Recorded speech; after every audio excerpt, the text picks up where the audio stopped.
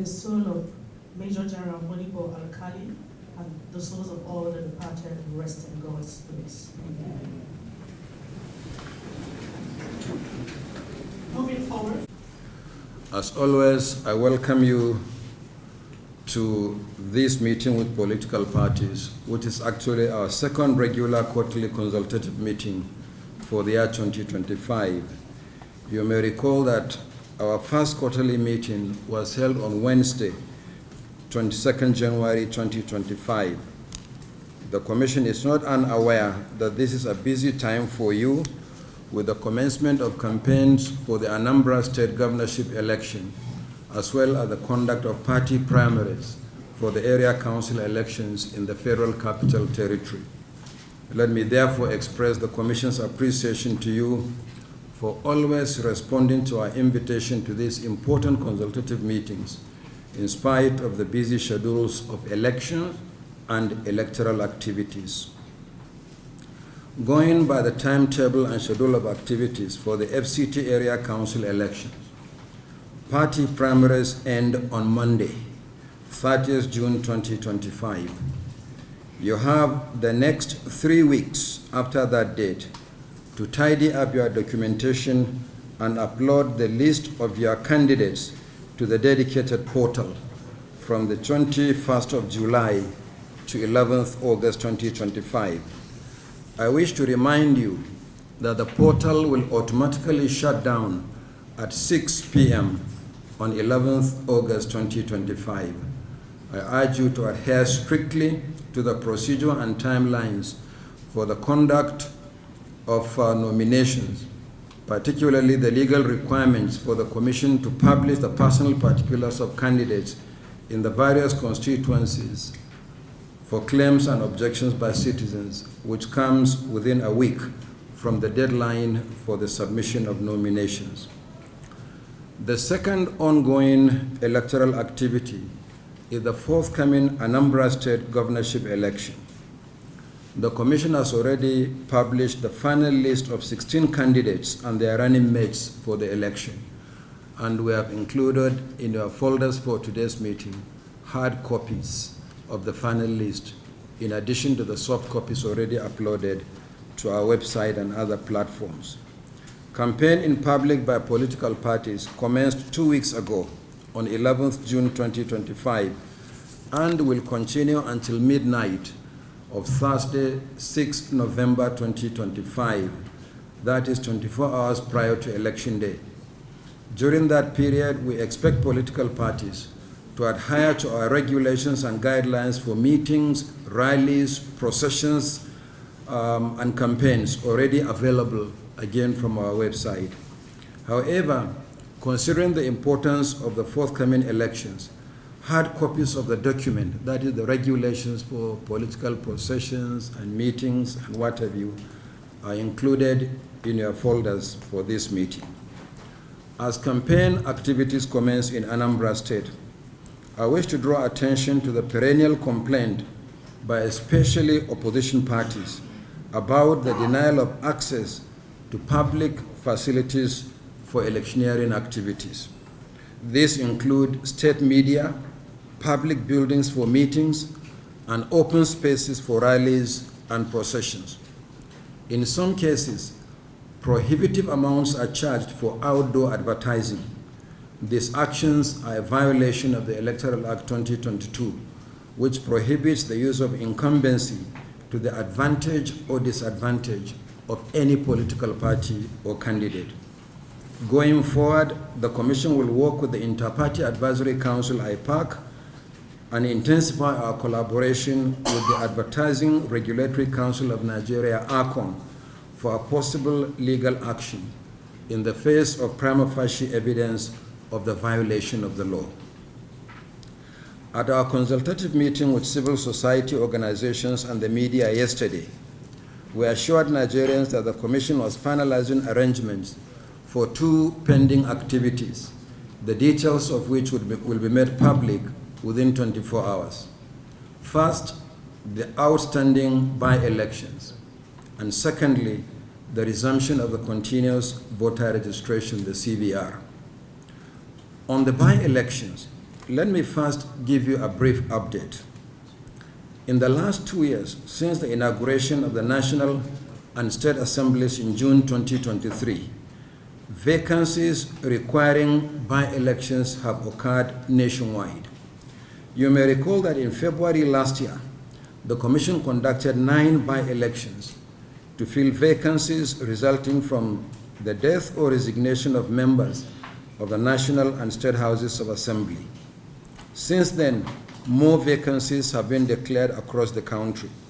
The outstanding by-elections involve 2 senatorial districts, Anambra South and Edo Central, 5 federal constituencies, Ovia Southeast, Ovia Southwest in Edo State, Babura Gariki in Jigawa State, Chikun Kajuru in Kaduna State, Ikene, Shagamu, Remo in Ogun State, and Ibadan North in Oyo State, as well as 9 state constituencies, Ganye in Adamawa State, Onisha 1 in Anambra State, Dekina Okura in Kogi State, Zaria Kewe and Basawa in Kaduna State, Bagwe Shanono in Kano State, Mariga in Niger State, Karim Lamid Owan in Taraba State, and Kauranamoda South in Zamfara State.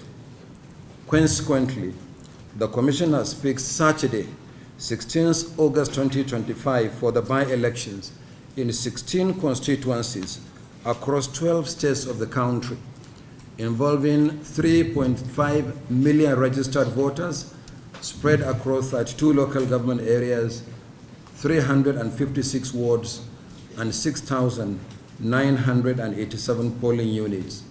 The Commission will deploy 30,451 officials for the elections.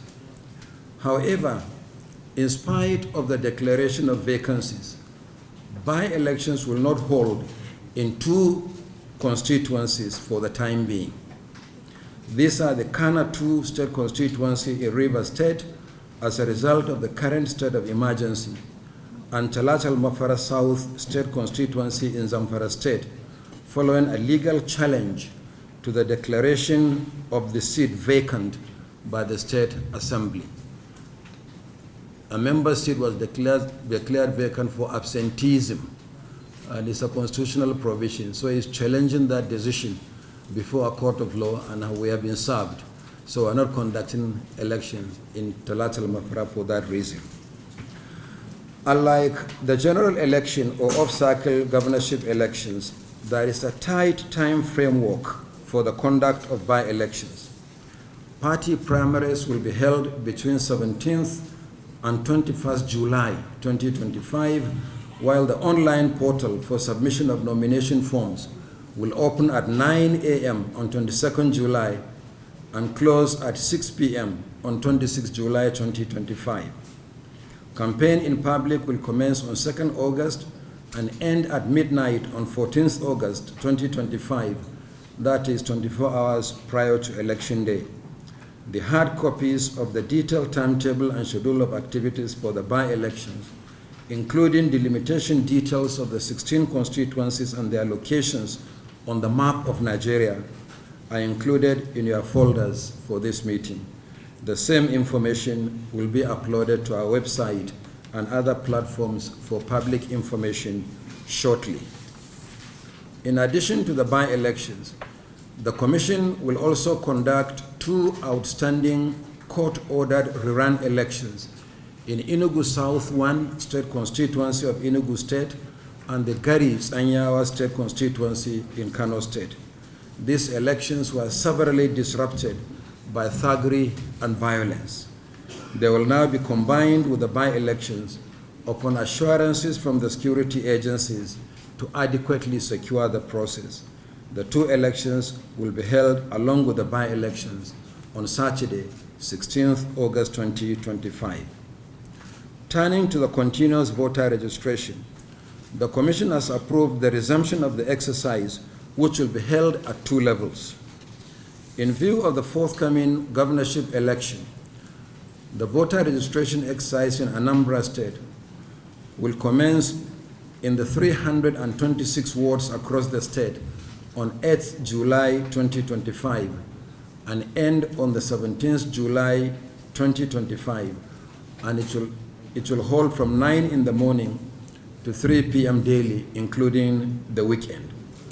During the period of registration, new voters, as well as those who wish to transfer their registration to Anambra State from other states of the Federation or from one location to another within the state, will have the opportunity to do so. Similarly, registered voters whose permanent voters' cards are either lost or damaged will have the opportunity to apply for a replacement. Uncollected PVCs from previous registrations will also be available for collection at the registration centers. Interested eligible Nigerians are encouraged to appear in person to register. The online pre-registration option is not available for the time being. Voter registration and the compilation of the voters register for Anambra State will have to be completed not later than 90 days before the date fixed for the election as provided by law, and will not like to run foul of the legal provisions. Detailed information, including the locations of the 326 registration centers in Anambra State, is included in your folders for this meeting, and the same information will be uploaded to our website and other platforms for public information.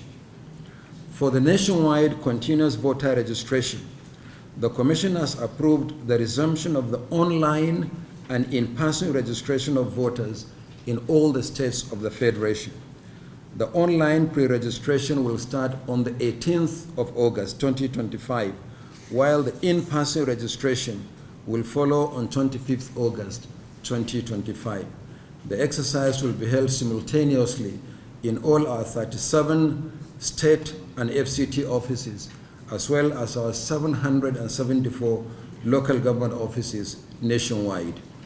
Detailed schedule of activities will be released shortly.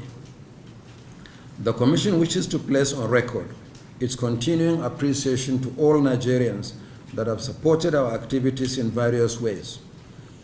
We continue to count on the same support, particularly as we prepare to conduct the by-elections in 16 constituencies nationwide, involving 3.5 million registered voters. Only 16 constituencies in Nigeria, 3.5 million registered voters, which is more than the total number of registered voters in the Republic of Liberia and the Gambia. But it's only 16 constituencies here. Once again, I would want to, on behalf of the political parties, condole the Commission on the demise of General Akali and other staff. May God accept their souls. So on behalf of the political parties, I am pleased to address you on the crucial issue that will further consolidate, deepen, and strengthen the nation's democratic process. As a platform that produces all elected public office holders in Nigeria, the Interparty Advisory Council is unwavering in its commitment to fostering electoral integrity, political stability, and inspire trust in the electoral governance. While there is improvement in the conduct of recent elections, voters' turnout remains low, very, very low, indicating lack of trust in the electoral governance. It could be fear that their votes might not count, fear of violence, and lack of confidence in the candidates contesting various offices who might not fulfill their election promises to the people. This is unacceptable and must be addressed immediately. Active citizens' participation in the political process is essential for the sustainable democracy, and development. We must continue to work on rebuilding trust in the electoral governance. Elections are prerequisites of democracy. In fact, it is the beauty of democracy. We must uphold the sanctity of the ballot box and respect the will of the people as expressed therein. Elected public officers must be held accountable at all levels of governance. This is one of the salient ways to protect and sustain our hard-earned democracy. After 25 years of unbroken democracy, citizens expect the best of representative governance in tandem with the provisions of Section 14, subsection 2B of the 1999 Constitution as amended, which state that the security and welfare of the people shall be the primary purpose of governance. When elections are free and fair and credible, leaders will emerge. There will be inherent trust and confidence in the process. Citizens will be encouraged to participate in nation building. IPAC urges leaders of political parties to conduct transparent primaries for the upcoming FCT area council elections. The integrity of the electoral process starts with the political parties' primaries, where candidates are nominated for various offices. Parties are urged to comply with the provisions of their constitutions for rancor-free exercises and desist from imposition of candidates. IPAC further urges political parties and their candidates to imbibe issue-based campaigns for the 8 November 2025 Anambra governorship election. Politicians and their supporters should eschew politics of bitterness that impedes the nation's emerging democracy. The Anambra gubernatorial polls provide yet another opportunity for Inec to demonstrate its capacity to conduct credible elections, leveraging on effective applications of its new technologies through centralized artificial intelligence governance that will enhance decision-making through data-driven insight, risk management, voter engagement, predictive analytics, automation, and intelligent safeguards. This will strengthen electoral credibility and integrity, as well as prevent glitches that could erode confidence in the elections. IPAC will consider adopting AI governance in parties' membership drives, voters' education, and mobilization for elections. IPAC support any effort to strengthen democratic institutions in the country. We also commend the leadership of INEC and the federal government for initiating the construction of the new headquarters annex building for the commission. Congratulations. It is a giant step forward in solving the electoral umpire's long-standing space issue, thus creating an enabling environment for the commission to discharge its statutory mandate. So much is expected of INEC ahead of the FCT council poll, Anambra state governorship election, Osun and Ekiti gubernatorial election, and the 2027 general election.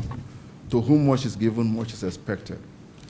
INEC should put its act together and justify the confidence Nigerians repose in it to conduct free, fair, credible, transparent, and inclusive elections.